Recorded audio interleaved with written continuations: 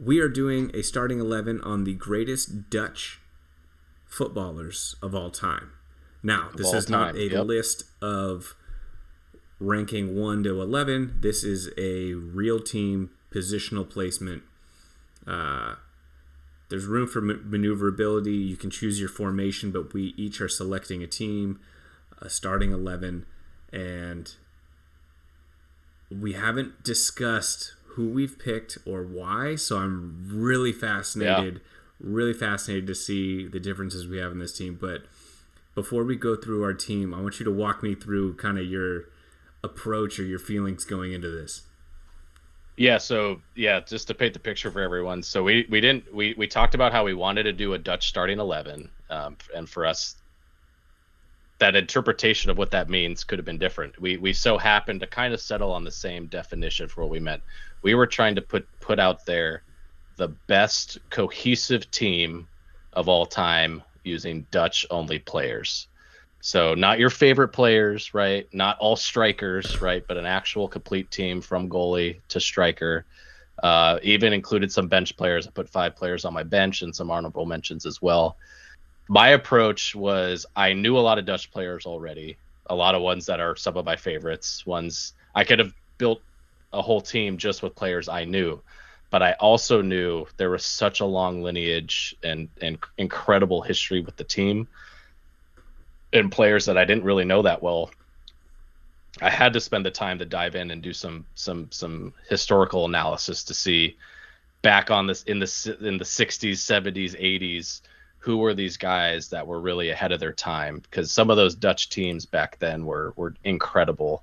The Dutch team of the 70s, I think, was named as the single most talented team to never win the World Cup. Those international teams were just absolutely incredible.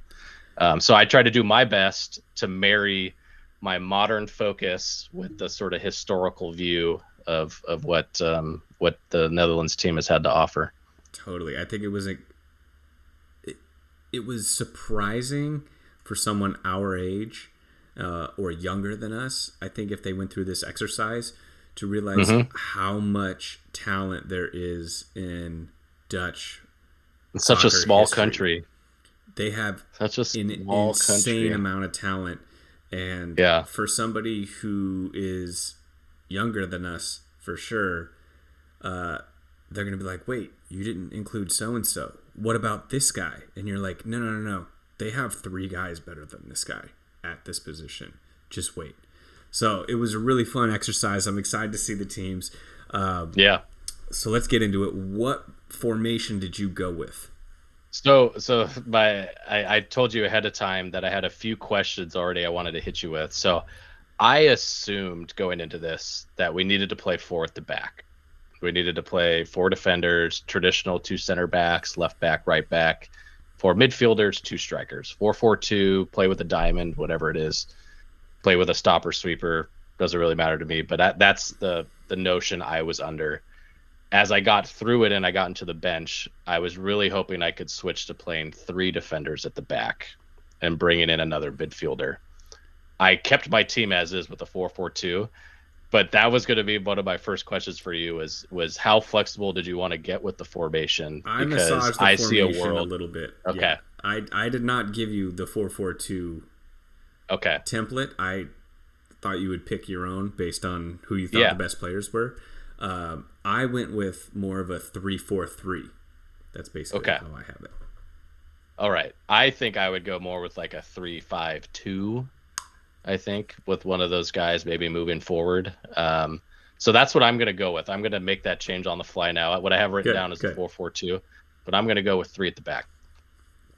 It makes it easier with the players for the Dutch. So, So do you need any more time? You want me to start off?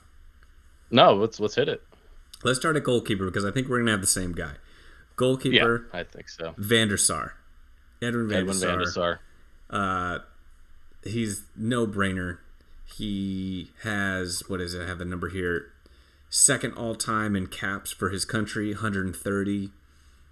He played at Ajax. Pretty much everyone on this list played at Ajax at some point in their life, which is another great maybe thing Feyenoord, but maybe Rotterdam. One of those three, but mostly Ajax. All of them play at Ajax. But he's most well known for playing at Manchester United. At Manchester United, he won two Champions Leagues, one with Manchester United, one with Ajax in '95. He won 4 English titles, a Europa League, 4 Dutch championships. Like, you win. You're the goalie of the team. No competition there. Same with me. I couldn't even find who the second goalie after him was. I didn't even look. I didn't even. I already knew that, but I was curious. I was like, who else is going to pop up? Nobody anywhere popped up. So he's the one. Easy win. Okay. So we're both going 3 at the back. Let's see if we can get the same 3 guys. Okay. All right. You can go first. So at center, I'll start at center back. This guy, I guess, could also play outside. I never really watched him play. I know him as a coach, but not as a player. But I believe, top scoring defender of all time for a true defender, Ronald Koeman. Center. Koeman. These names are tough. Dutch names are tough, man. We are not Dutch. Ronald Koeman. My 23andMe has no Dutch blood in me. Yeah, it is difficult, and I know you don't have any either. So this is gonna be difficult. Despite my very misleading name. Zero Dutch in me. I didn't even think about that. Yeah, good call. But yeah, sorry. Koe is pronounced Cu for us English speakers. So Koeman. Ronald Koeman at center back. Yeah, for those of you like, hey, wasn't he the coach at Everton? Yes, he was. And he also was he the coach at Barcelona? Yeah, he coached at Barcelona. He's the current coach of the Dutch national team, but apparently, this was news to me when I started on research, he was a fucking baller. Absolute baller. Yeah, so, yeah, he has to be on this list. He's on my team as well. 100%. Mm-hmm. Yeah, so I mentioned highest scoring defender in history. Supposedly, I didn't have any time to go look at highlights, but supposedly he has one of the most lethal cannons of a foot in the history of the game. Can absolutely blast a ball. Oh. That was just a little bit of hearsay that I picked up on the interwebs, but definitely I want to see some highlights. 231 career goals as a center back. Center back. That's more than Iron Robben. That's like insane. That's insane. Absolute boss. So yeah, he's definitely on my team. Okay, so I have 3 at the back. They're kind of 3 center backs, so whatever. Total football is going to be my excuse for all of this. We're playing total football. Right. We're Dutch, total football. Yeah. My other center back, I had to go modern on this one. I went Virgil van Dijk. I think he qualifies. All right. I think he qualifies. Did he make your team? He's on my team. All right. Here's the case for Virgil van Dijk. He's won the Champions League. He's won the English title. He's won 2 Scottish titles. Celtic, shout out. That's true, yeah. He was also, as a defender, UEFA Player of the Year in 2019. That is... Yeah, and I think it was on the final ballot for Ballon d'Or. Yeah, like, that is hard to do as a defender. In the modern day as a defender, yeah, insane. He's got, 57 caps for his country and counting, so he'll get up to where the top guys are eventually. But yep, he is my only current player still playing on my team, but he's a lock. He's a lock. Same with me. Only current player that's on the team. I wouldn't go as far as saying a lock though. This one was a hard debate for me. So like I said, I had the 4 defenders when I was like, I would love to put another midfielder in. He was one of 3 actually, that was on the chopping block to come off the sheet. So beside Koeman was like a done deal. He's in. But for me, the other 3 defenders were all for me kind of mostly because I've seen Van Dijk. I know how good he is. I didn't really see the other ones. And so I've tried to like base my judgment off of when I'm reading about them. But for me, it wasn't that clear cut. I struggled with it. Okay, so you mentioned 2 on the chopping block. So 1 got chopped. Who was the other one? So the one I ended up chopping was one of So I'll skip over the one I chopped, but the one I ended up choosing was De Boer. I also picked my other Frank De Boer. All right, dude. There we go, we're dude. locked in. Let's go. So far, same team, dude. This is crazy. We did not talk about this before. No contact. We haven't even mentioned this to each other. Okay, I think we're on the right track then. This is good. Yeah. So far, so good. So yeah, the research I did. One of the most flexible defenders ever. He played literally in every position: center back, right back, left back. So also great just to kind of squeeze into this team. Wherever you need to make it work, he could fit in. So from that perspective, I think a good pick. I saw comparisons of him to things like a modern day Beckenbauer, which is just insane comparisons to be talking about. Not that I really got to see him play. I don't think he's been a very good coach for what I've seen when he's been coaching. But as a player, I think he was absolutely immense. On top of it, many, many good players on this team. He would not be the number one free kick taker, but he was a very good free kick taker as well. As a defender, having somebody like that, imagine like a modern day like Trippier, right, that could play defense, outside back, and take free kicks. Such an added benefit on a squad like this. So much added value from being able to take the spot kicks. So I think an obvious choice to be in this conversation. Difficult for me to choose him over everybody else, but I think it's deserving. I think it was the right pick. Obviously, I picked the same thing. He, like you said, he played a lot of not just center back, but outside back as well. So that's why he fit for this team. Put him on the left for me. Ronald Koeman on the right and Van Dijk down the middle. Frank De Boer has 112 international caps, which is insane. He played like a lot of Dutch players at Ajax and then Barcelona. So he got a title in La Liga. The Cruyff legacy. Yep. He's a Champions League champion on that Ajax 95 team. 5 Dutch titles. He won Europa League. Like, he qualifies. Okay, so we both have Van der Sar in goal, Koeman, Van Dijk, and De Boer in the back. Let's get on to the midfield. Okay, so your formation now is what in the midfield? So obviously I've got to put somebody on the wings, and to be honest, I'm looking at the players that I chose. All of them probably most preferred to play in the middle. However, a couple of them I think were flexible enough that they could play on the wings. One of them for sure. The other one, from what I read, definitely could have done it, but typically played more central. So I really have sort of a defensive midfielder, 2 attacking midfielders, and then 2 wingers in my formation. I had the same issue. So I have a similar formation where I have a defensive midfielder, central attacking midfielder, and then 2 outside midfielders that could play inside. For most of their career, they probably played more inside, but they can and have played on the outside. So let's start with the defensive midfielder because I think we picked the same guy. I went with, oh man, this is going to be a tough one. Frank Rijkaard. Rijkaard, yeah. Rijkaard. Okay. Yep. You went with the same man. thing? I did, yep.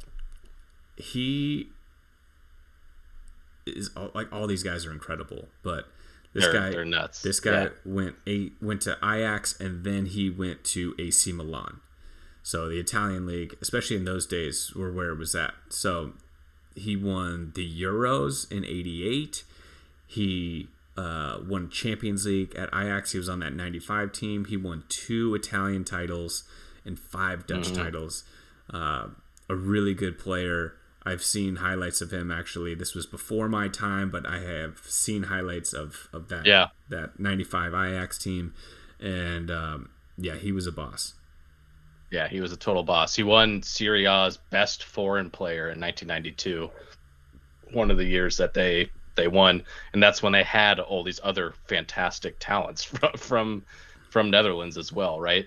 And it was also really impressive because really just for this whole Dutch team, but including him, back in that time frame, the early 90s, the late 80s, early 90s, there was a rule in Serie A you could only have 3 foreign players. So they literally, AC Milan went and got 3 Dutch players and just dominated Serie A with only they were allowed 3 foreign players. They spent up all on Dutch players, including Rijkaard. and just completely dominated Europe basically with him there. So just another badge of honor to be one of a few foreign players that can make such an impact. That's pretty awesome. In such a good league. Yeah. Okay. So Rijkaard is our defensive midi. Let's go outside right. All right. I went with Ruud Gullit. Okay. I have Ruud Gullit on my team, but I have him up further on my top 3. Okay. Because I got 4 in the mid you went and top. then You 3 went, up top. Okay. Kind of like a he's kind of like a Liverpool style front 3. Yeah. I mean with my formation that could easily turn into a 3-4-3 with him pushing up, right? I guess I imagine him more as a winger. But yeah, I guess with you only having 4 in the middle, different story. Okay, well, this guy was a lock of all locks. He has to be on the team. Yeah. Ruud Gullit is one of 3 players on this team that has won the Ballon d'Or. If you've won the Ballon d'Or, you have to be on this team. He won in 87. He won 3 Italian titles with AC Milan. He later went to Chelsea, won an FA Cup there. Twice was Footballer of the Year. Like, this guy was an absolute stud. Yeah, won the Euro '88 with Netherlands. Yep. Almost scored as many goals as Ronald Koeman, but not quite at 219. 98 assists though. He beat out Koeman on that one, so at least he got him there. But an absolute legend of the game. Yeah, and just a total personality from what I've seen. He was kind of like a 90s versions of Ibrahimovic, somebody that was outspoken, unbelievably confident to the point of, sometimes overconfidence, but it probably just added to his aura. If you were going against him, you felt like you were going against somebody that wasn't human to a degree. And he backed up his talk. Legendary hair too. Sure, yeah. Legendary. One of the most recognizable players. Without even knowing his name, if you've just ever watched soccer highlights, right, or were from that era, that guy. Mm-hmm. If you see like, his outline, I know him. That guy. That guy was a fucking baller. He was a boss. Did him and other legendary hair? I think it fits in the same category. Not Dutch, but Valderrama, that Colombian, that afro he had, same one too. I was about to say those are probably 1-2. I would think. Yeah, he's up there. Maybe. Hey, shout out to Hamsik with the mohawk, though. Oh, absolutely. We will be. This is just a slight teaser for our future all hair starting 11. Oh yeah, Gullit will make that. That will team. Be in the work. Gullit will Definitely. Make that team 100%. Okay, so you have Gullit in your right mid. I have him up top more. Okay. So in my right mid spot, I have Clarence Seedorf. Oh yeah. All right. He did play more central, but he had played on the right side for AC Milan. He could honestly play anywhere. He was so talented. Could play anywhere. In fact, I put him anywhere. He was my fill in the hole in the formation guy. So where did you put him? He's on your. I put him on the left mid. You put him on the because left. I needed somebody out there, and he could do it. So. Yeah. Okay. So yeah, he 100% agree. He had 87 caps for his country. Played more matches than basically anyone on my team. 870 matches, which is insane. 22-year career. Yeah, and he probably can still play now. He's 60. He's still super fit. Yeah, like probably the strongest guy I've ever seen. He had 128 goals in his career, 125 assists, so he could do it all. Really balanced player. He played for Ajax, Real Madrid, AC Milan. Boom, boom, boom. Boom. He had 4 Champions League titles. 4 Champions League titles with 3 different teams. 3 different teams. Each team he played on, he won a Champions League. Yeah. The only person to ever do that. No one else has ever done that. That is an insane stat. Nobody could ever 3 take different that away teams from him. He's won the Champions League with. Unbelievable. 2 Italian league titles, 1 La Liga title, 2 Dutch titles. Like, wherever he went, they won. He was so good. This was like the beginning of my soccer fandom was this time. Him on AC Milan is like my earliest memories of watching European football. So he not only is one of my favorite players, but I think he is very deserving to be on this team. Oh, 100%. But like, he obviously was one of the first names on the sheet when I did my favorite 11 that we went through a few months ago. Just the ultimate in class, silky skill, flexibility for the team.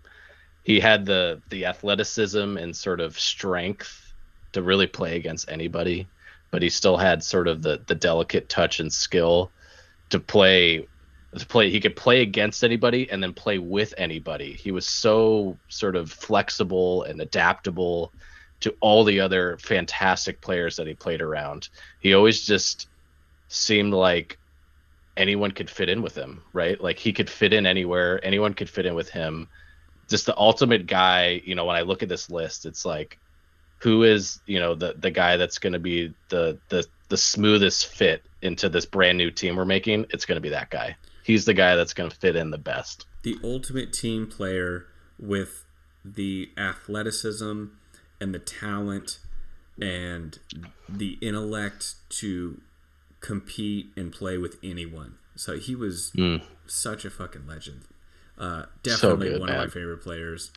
And he's one of the players that just, when we say his name, it just brings joy to my heart, man. Like, I can't explain it. There's some players like that, right? When you hear their name and you're just like, I fucking love that guy. Dude, and he could do everything. He could shoot from deep. He could pass. He could dribble. He could dribble people. Dude, he could do it all. He could do it all. He was one of the best. I feel like he's so he was one of the best players of all time, and yet it still feels like he was underrated or he didn't get his full due. I feel like, because he was never the best player on his team. You know what I mean? And he never had that shine to be like, look at me.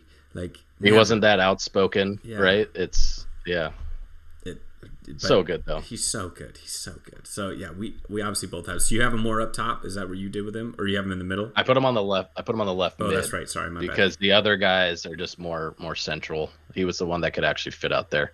Okay, so my left side, because I had to do a little maneuvering. This is my total football excuse. I did do a little research on this, and he had played on the left a little bit in his career, a little bit.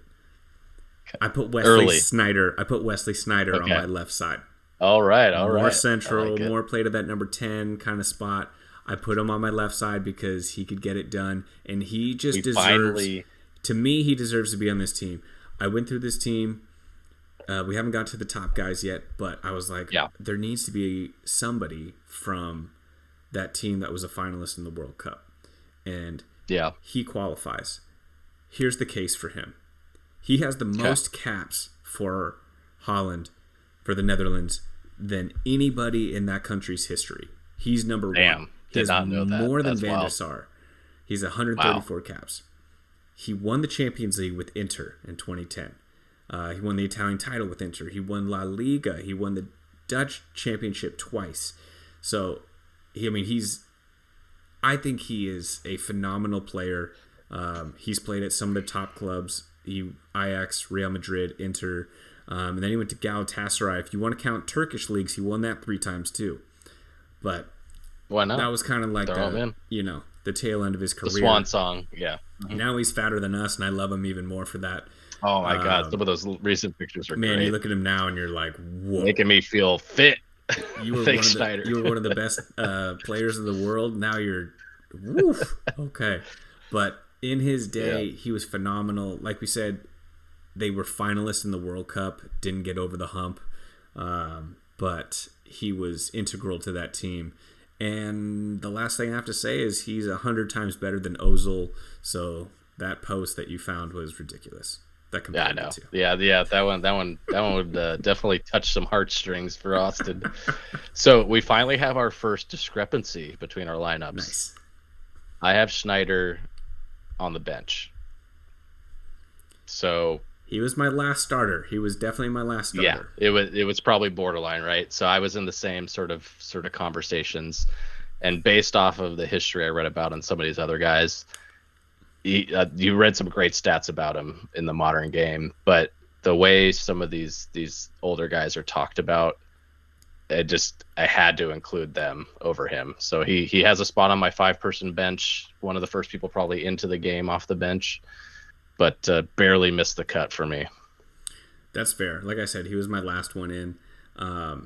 I think what put me over the top is the fact that he has more caps than anybody in his country's history. And he was an important player on some incredible teams. So I put him on there. Definitely. If this was a favorite, if this is, I think when we had a brief conversation where we're like, are we doing favorite or best? This was specifically the guy I was talking about. I was like, I think he's got favorite, a case. He's quickly up. I agree that he's borderline, but yeah, that's a valid case. I think it could go either way. Okay, so most most caps immediately makes them valid by a lot too, which is crazy. Yeah. Okay, so my midfield right now is Rijkaard defensive mid, Seedorf on the right, Wesley on the left. You have Gullit on the right. Who's on your left? Seedorf on the left. Seedorf on your left. Thank you. God, yeah. I've missed that like 7 times so far. Don't worry. I think we both have this guy in the middle, or maybe up top. But is it Johan Cruyff? Yeah. I mean, attacking mid. Attacking mid, right in the middle. Same. This was the first pick in the draft. Yeah, immediately. The ultimate Dutch player. Captain of the team, the ultimate Dutch player, number 1 all time. There's no debate, right? He's the Jordan. He's the GOAT. 0. I mean, for Dutch players, conversation about greatest ever player of all time, different story. Yes. But obviously in the scheme of this, 100%. 3 Ballon d'Ors, 3 consecutive Champions Leagues, European Cup at the time, but Champions League, and really the originator of the style of play of the total football Dutch way, the one that championed it, that tried to spread it around the world, that lived and died by it, that just breathed it in and out all day of his career. He is Dutch soccer. His name is synonymous with Dutch soccer. There's no denying it. There's nobody else that will name on this list that can ever challenge for that top spot. If you've played soccer or were a kid growing up and people told you to do the Cruyff turn, named after this guy. Invented the move on the field. Absolute legend. So in preparation for this, I watched the documentary Football's Greatest, Johan Cruyff. Oh, I need to. Which is let on me mark YouTube. That down. Let me write that down on my notepad. I will put a link in it in the description below so you can watch it because it's just fantastic. It's like 25 minutes, but it's really well done. So I got some Johan Cruyff background for you. He, as you said, won the Ballon d'Or 3 times. He listed out a bunch of cool stats. He played at Ajax, moved to Barcelona. Barcelona, when he got there, hadn't won the title in 14 years. His first season there, they win the title. They were a finalist in the 74 World Cup. They lost to Germany. Everyone thinks they were the more talented team. However, they just didn't come out on top that day. What I didn't know, and they mentioned this in the documentary, is that he did not play in the 78 World Cup. Yeah, he didn't. They didn't go to Argentina. The reason is that he was getting death threats. His family were getting death threats, and he was like, "Look, man, I'm over this. Like, I need to take care, like, make sure my family's good, whatever. Like, and just opted out, basically." Which is crazy if you think about that happening, something like that happening today. So, who's to say what could have happened in the 78 World Cup if he's playing? You know what I mean? So. It's crazy. We talk about the political nature of things now, but like us modern folk, younger folk, don't realize how real it was back then. It was purely political reasons that he ended up not going to the World Cup in Argentina, which had a really oppressive dictator at the time. And it sucks. I mean, we were robbed of probably what could have been one of the greatest teams ever, missing their best player. They still could have and probably even should have won the World Cup without him. That's how talented the team was. But they obviously came up just short. He was without a doubt the best player in the world at the time. Yeah. And it's it's just crazy. It shows the massive gap between where we are today and where we were in the 70s. But without a doubt, the captain of the team, number one Dutch player of all time, Johan Cruyff. R.I.P. too. Pour one out for him. Word. Okay, so that moves us to the up top. So, yeah, like I said, I'm doing kind of like a Liverpool top three type of style. I already had Ruud Gullit on my right, but you haven't mentioned any of your top three. So yeah, well, so I was playing with two up top, so I have another attack. So I really had two attacking midfielders in my formation. Oh, I see. So kind of okay, gotcha. An inverted triangle. So obviously Cruyff, one of them, and his contemporary, who a lot of people said was basically the second to Cruyff in terms of style, in terms of what he brought to the game, his intensity, is Neeskens. I don't know if you did a lot of research on this guy. Johan Neeskens. Johan Neeskens. The quote that I think took me over the top with him and just had to include him was that his multiple of his teammates said that he is worth two midfielders. Like, he was the epitome of the most fit person out there, could run from one end of the field to the other, yet still was insanely creative and fed off of Cruyff so effectively in sort of his style, the total football style, that he was a lot of times in the shadow of Cruyff, but potentially the second best player in the world at the same time that he was the best, right? Where you end up being, Robben to Batman, but where you really are deserving of being put in that conversation as potentially one of the best in the world. So everything I saw about it was really good. He was also supposedly one of the greatest penalty kick takers of all time, like one of the most confident, smooth finishers at the penalty spot. Like, I guess goalkeepers hated going against him for penalties. He was just impossible to read. I think he was the one who took the one in the World Cup final in the World Cup, Germany. So, in after yeah. Maybe. Yeah, I think he was probably the one. Yeah. So just a lot of things. So he was the guy that after I made my team, I said, hey, I feel like I got to get this guy in there, and I'm going to switch to a back three, pull out a defender, and put him in. So he was my first cut. He and Sneijder were... So we swapped spots there. Yeah, we did. And okay. I was only put onto him because of this documentary that I watched where it talks about him. So I had Johan Neeskens and Johnny Rep as my first two cuts, and I was debating whether I could weave them into this team or not. So I might be wrong because I didn't get to watch them play, and like you said, Neeskens was always in the shadow of Cruyff because he also went to Barcelona after Ajax. Yep. And so he has a lot of the same trophies: 3 Champions Leagues, 2 Dutch one Spanish championship.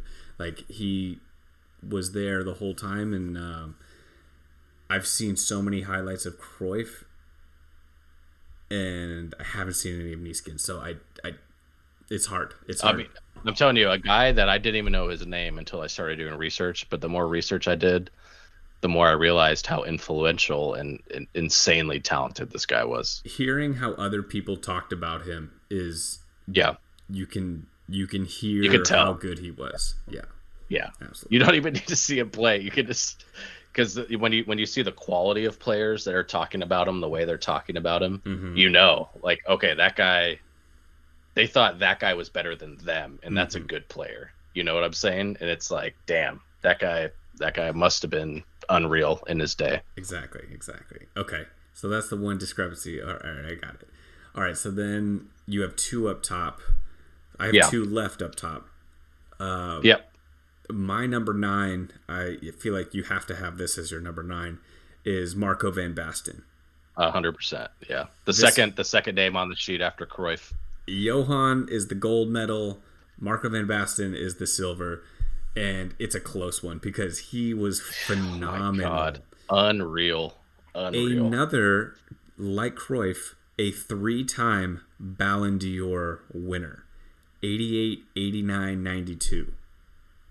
Crazy. 3-time baby. Crazy. He played at Ajax and he played at AC Milan. He had 3 Italian titles, 2 3 Champions European League Cup titles, Yeah, just insane. Yeah, I call it Champions League. It's the newish UEFA Champions League. Yeah, just an unbelievable goal scorer. He had 277 goals. One of the most purely talented goal scorers of all time. Like, we talk about forwards and strikers and stuff and different sort of techniques and styles.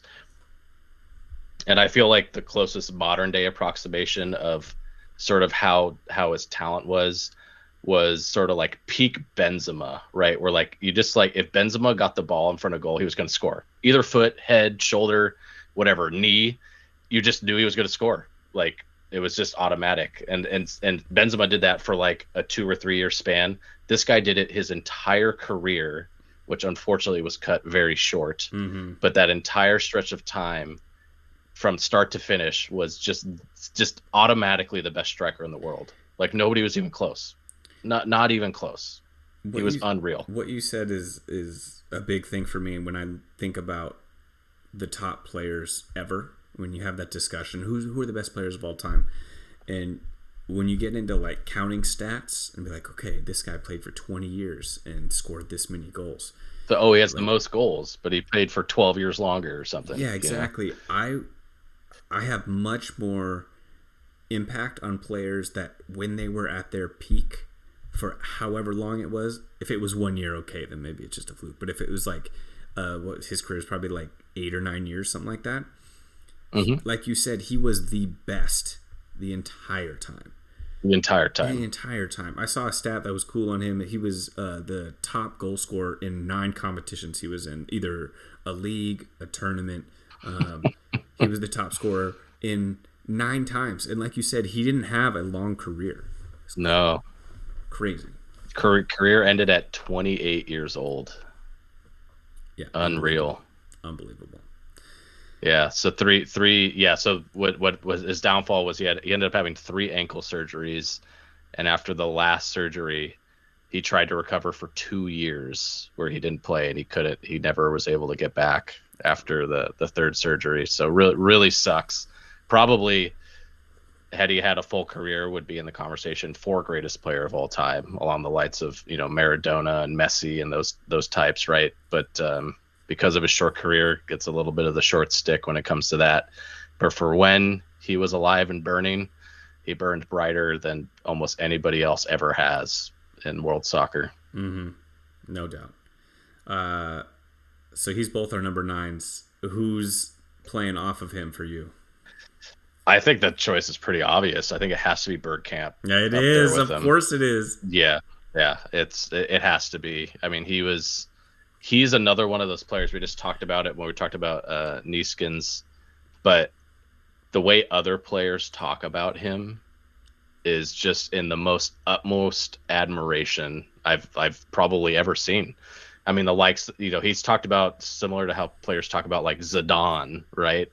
Or like Messi, like that's how incredibly sort of just like he had just the creativeness to do the most insane moves at the most stressful times that other people just can't think of, right? He was so creative, so talented, still had the athleticism and sort of the grit and determination to be a really good player on top of having all those sort of intangibles. So smooth.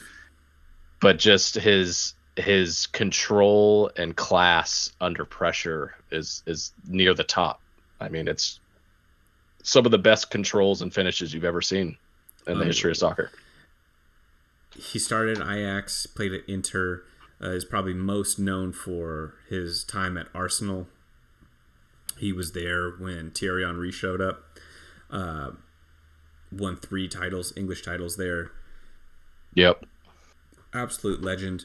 And I feel like this was also kind of that time where I was starting my international soccer watching, and he was one of the first players that you're immediately drawn to him when you watch him play because he does things differently. Like you said, he's so creative, he's so imaginative, he just reacts, and he has such skill with the ball that his reactions create something unique and really, really effective. Really fun to watch. That's another positive, right? He was just so fun to watch. So fun exciting. To watch. If you haven't seen him, watch some highlights. Dennis Bergkamp, he is unreal.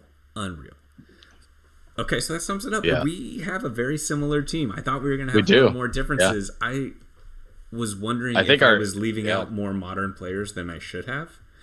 No, I don't think so. We essentially have the same team, just moved in different positions. So let me just go through it real quick before we close up.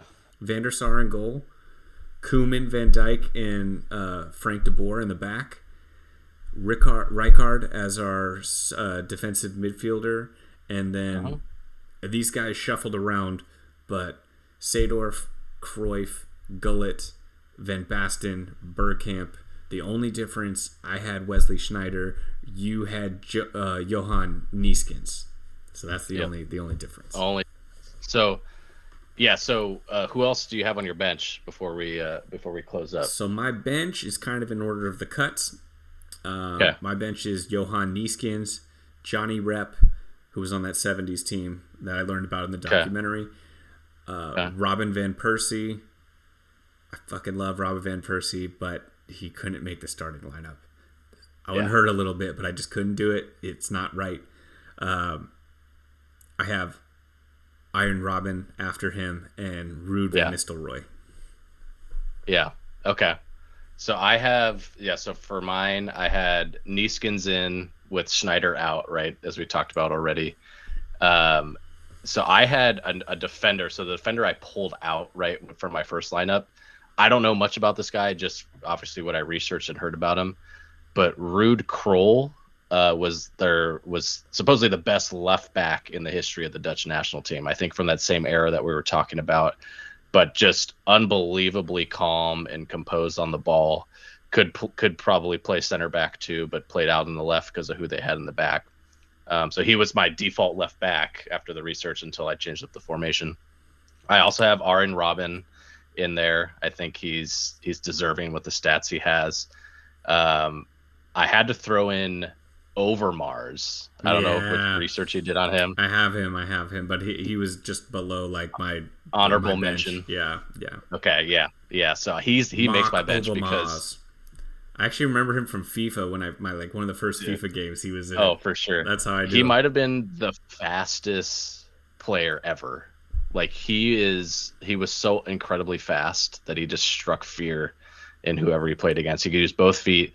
And I found a quote from Gary Neville when he was asked, like, who's the scariest or your worst matchup or scariest player you ever played against? And he's like, Mark Overmars. He was by far the most terrifying player I ever went up against. And I was like, that is the guy I want coming in off my bench when the other team is tired. That fool will tear them the fuck up. Yeah.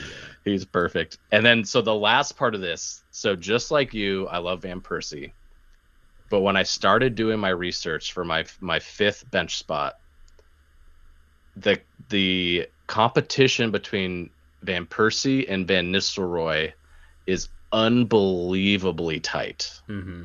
They both were Man United legends. Obviously, Van Persie also an Arsenal legend. Van Nistelrooy also played in Real Madrid. When you look at the stats, technically Van Nistelrooy was a better scorer. So in both internationals, in Premier League, and World Cup, Van Nistelrooy scored at a higher rate than Van Persie. We obviously are much more familiar with Van Persie, being younger and not seeing Van Nistelrooy in his prime. Alex Ferguson said Van Nistelrooy is the better striker.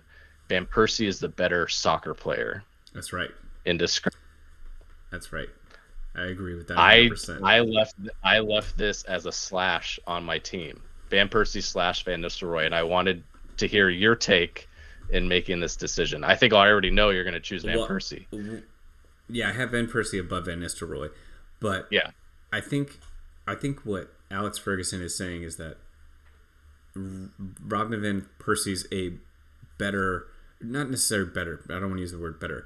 He is a more well-rounded player that can do a lot more things, where Van Nistelrooy was just a pure scorer poacher, always in the right spot, always finishing. Not all his goals are pretty, but he was just always at the right spot at the right time, knew how to finish, and that was like his thing, and he was the best at it. Whereas Robben Van Persie could do a lot more things. More skilled, more talented, maybe. Yeah, definitely faster.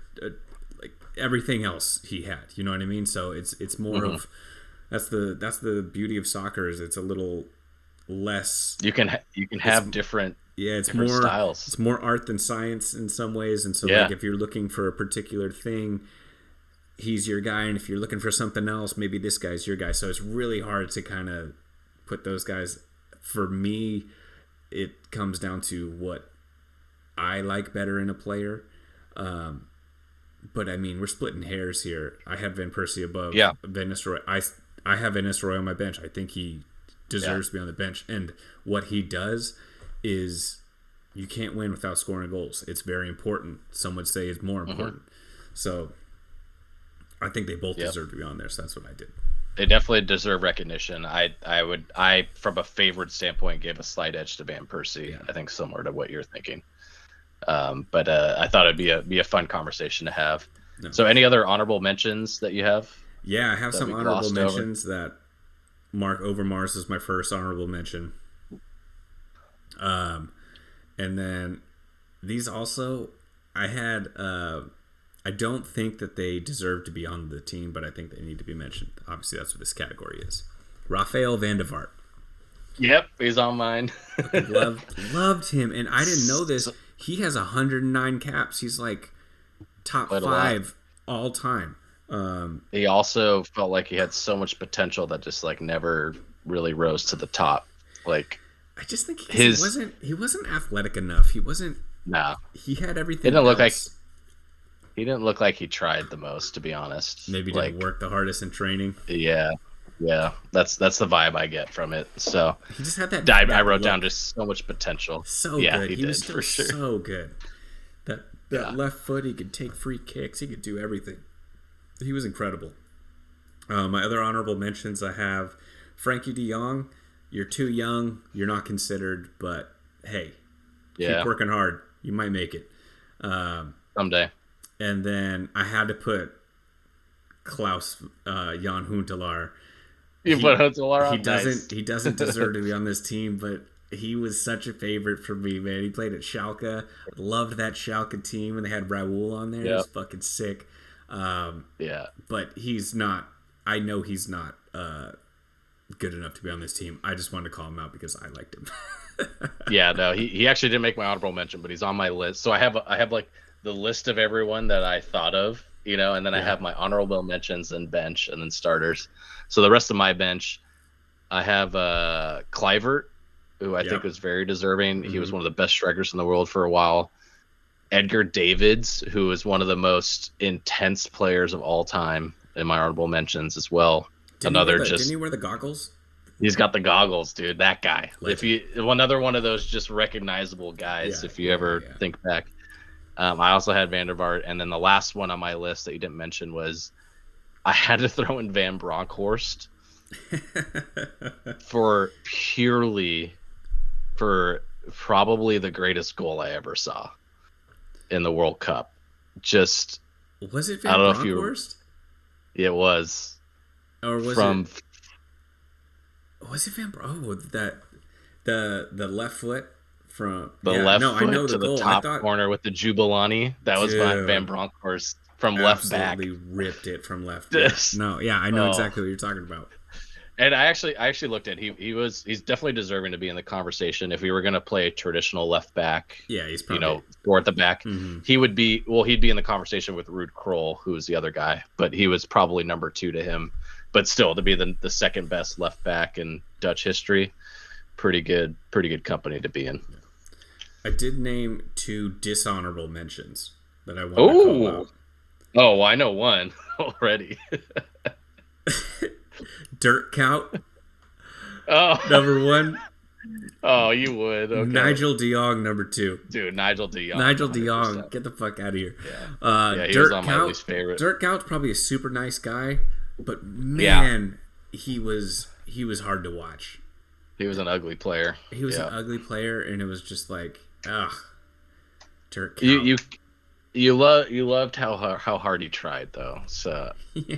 I wouldn't think of him as a dishonorable, but a least watchable of the antithesis of Dutch soccer. Exactly. Is Dirk Kuyt. That is exactly what I was about to say. All of these Dutch players that we just talked about are like they emulate a style of soccer that is aspirational, that is pure creative, and refined soccer. Yep. Beautiful to watch. And then you see Dirk Kuyt play, and you're like, oh my God, are you sure this guy's Dutch? Are you sure? Yeah, it was like, oh man, yeah. So he was a dishonorable mention for me, hands down. Oh, that's great. I love it. So I think we ended up with a good list because we came to the same conclusions. You can tell we did our research because, for us to spend all that time and come to essentially the same conclusions is really cool. That is cool. Without any communication, and we'll be doing this again. I'm shocked we did the Dutch first, but I'm stoked because they have a rich history of players. I know. This was fun. I really enjoyed it. It was like going on a little history lesson. Yeah. So definitely something we need to do more. Like, we obviously know soccer of the 2000s, like this century, we know well. But before that, it's cool to go back and learn. Some of the players we know, some of them you learn about, and it's pretty sick. So we'll be coming back with more of these this summer before soccer kicks off, the season kicks off. So we got a little bit of a lull here, so we'll be back with more. Hell yeah. So thanks for tuning in. We'll I'll talk to you next week, Torrin. Sounds good.